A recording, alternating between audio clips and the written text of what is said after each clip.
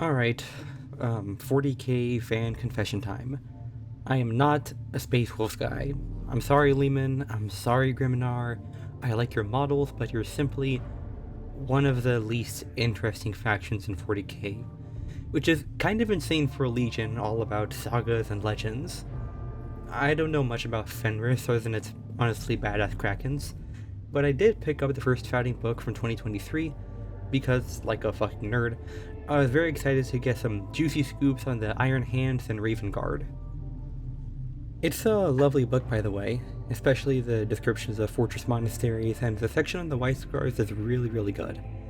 But the research process of the Warhammer 40k iceberg brought me back to this book. This second, or more like third look really, made me want to check out the chapters I was less interested in, such as the Imperial Fists and Ultramarines, so I could give them all a fair shake, and this is how I first founded myself into reading Space Wolves lore. I thought the section on the Space Wolves was a neat read, especially as I finally made sense of how the Space Wolves operate as what is essentially the last true Space Marine Legion. Being set around the middle of the book, the section on the Space Wolves feels like an intermission as the differences only get deeper from there, such as the folk heraldry and superstition side to them. I think the White Scars do it more to my taste, but maybe the Viking werewolves are more to your taste than the Mongolian bikers. Did I just make the Space Wolves sound more interesting than they actually are? Anyways, there's also talk about how a Space Wolf might rise through the ranks in a way that emphasizes the sagas and legends aspect of the Space Wolves, which really does make them stand out from my favorite chapters who are comparatively far more cold and practical. Okay, I've talked long enough about the fucking Space Wolves. They're still not my favorites, not even close. But what wasn't changed is that I thought the death world they live on is cool as shit, so of course I had to read the homeworld section. This is when my innocent Ferris Manus and Fulgrim shipping self was shot in the head by the mention of snow trolls on Fenris, because fuck that there's no wolves on Fenris shit. We have snow trolls on Fenris. I had to do more research, and it turns out that the existence of trolls in 40k is kind of a rabbit hole. To understand things a little better, let me explain what the fuck I'm actually talking about. Trolls are one of those things from Warhammer Fantasy that has been sneakily incorporated into 40k here and there. Unsurprisingly, they look like generic fantasy trolls and behave as such, but in fantasy, they have a corrosive bile which can be vomited and rapid regeneration. Just like people who disagree with me about video games, immolation is the only proper way of getting rid of them. They often pop up in books, and the dwarves have a habit of killing them, but they're also tied with Norska and the Chaos Wastes, as the trolls are kind of a chaos creature similar to beastmen. In fact, the region known as Troll Country is just south of the Chaos Wastes, and you won't believe what the people have found in this part of the world. The trolls would later be brought into Age of Sigmar as the Troggoth, which are tied to the greenskins instead of chaos, but they're kind of irrelevant to the topic at hand. I'll get back to them later. In 40k, trolls seem to have first been mentioned in the 2nd edition Chaos Codex. Unsurprisingly, they're heavy hitters with rules for them being stupid, and retain their regeneration from fantasy. There's not many details on the trolls here, and that's probably because Games Workshop at the time assumed that a 40k player knew enough about fantasy that when they suddenly mention trolls, the player should instantly know what they're talking about. Given their placement in the book, it's safe to assume that they're part of the common quote-unquote fauna one might find on a demon world from the Eye of Terror, similar to how you would find trolls in and around the Chaos Wastes over in fantasy. It is kinda funny to picture the Iron Warriors or Ward Bearers having to compete for territory against big-ass trolls who are flattening their asses with clubs, and hell, I want to know how the Forces of Chaos get these big freaks on their side, so you can see them in the armies. Trolls would be mentioned again in issue 1 of the Firepower magazine, published in 1998. As a brief aside, Firepower was a limited run of magazines meant to support the controversial 3rd edition of Epic Scale 40k.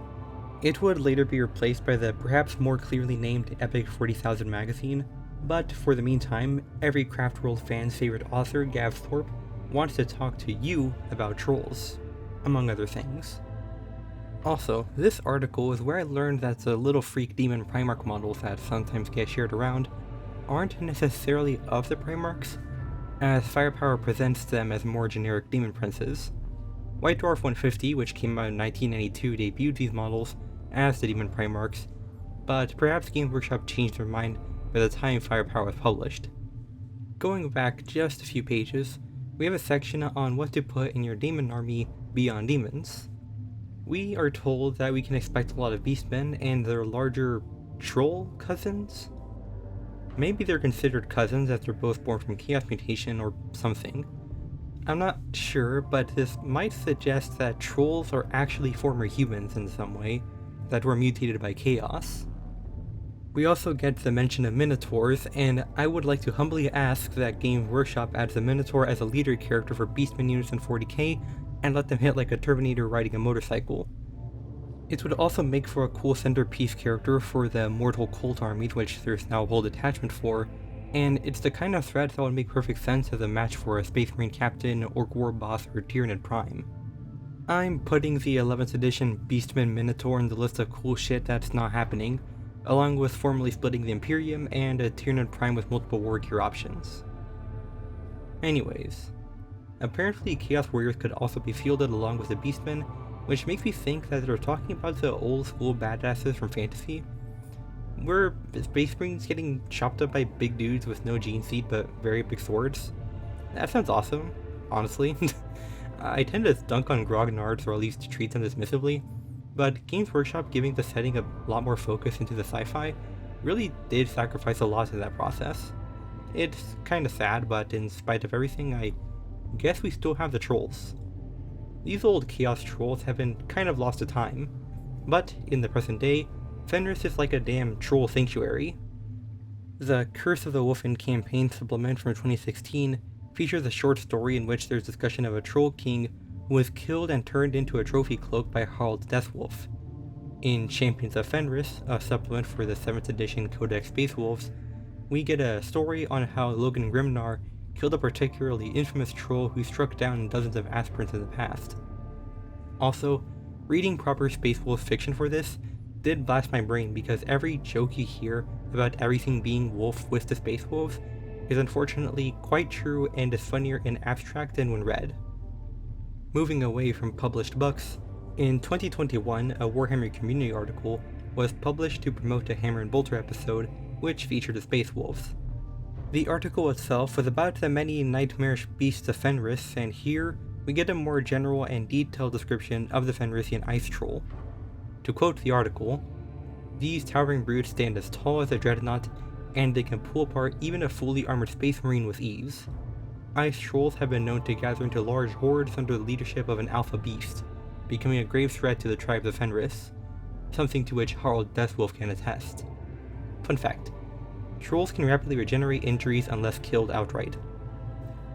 There is something truly blessed about a giant troll smashing space marines with a big club, or as the article says, just tearing them apart with its bare hands.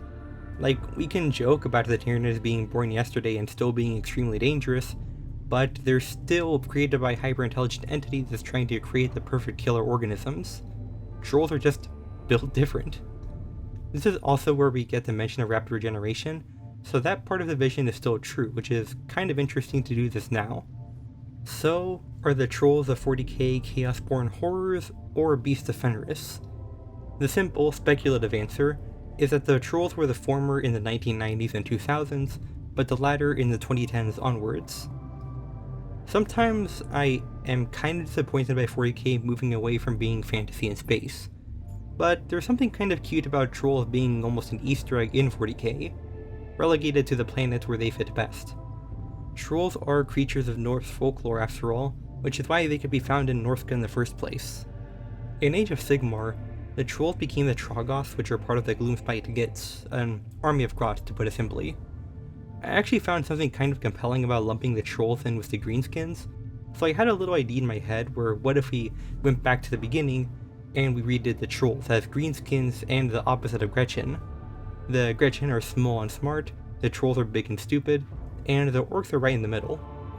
The idea could be fun, but we've been seeing more and more focus on giving the orcs big machines such as the Death Dreads, which has proven to be a pretty cool aesthetic, so I don't know. It's more interesting than making them chaos chumps. But for now, they are neither. They are wandering brutes chronicled in Fenrisian folklore and the sagas of the Space Wolves, and I think that's alright. I have been Ignacio Vidalis, and I hope you have a good, non heretical rest of your day.